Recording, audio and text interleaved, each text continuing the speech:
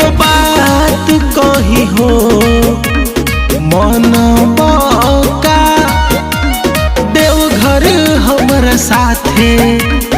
चलबका पियत रह भर के चीलम में भांग चल चली बाबा धाम पियत रह भर के चीलम में भांग चल चली बाबा धाम।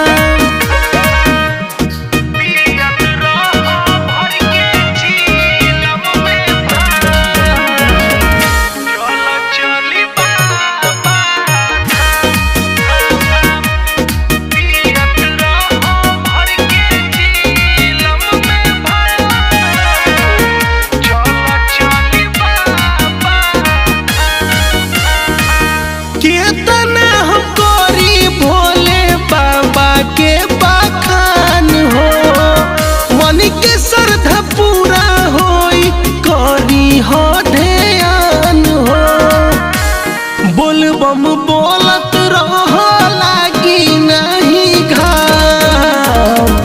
चल चली बाबा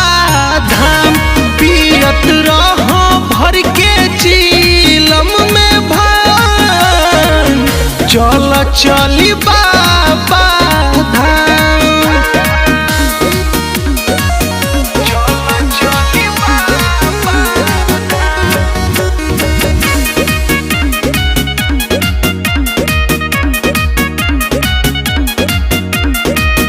काहे बरावत बाड़ो हमारा के खीस हो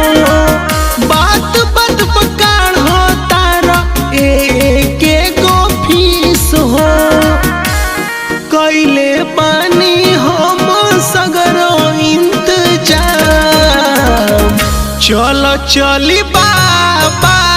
धाम पियत रह भर के चीलम में भांग चल चली बाबा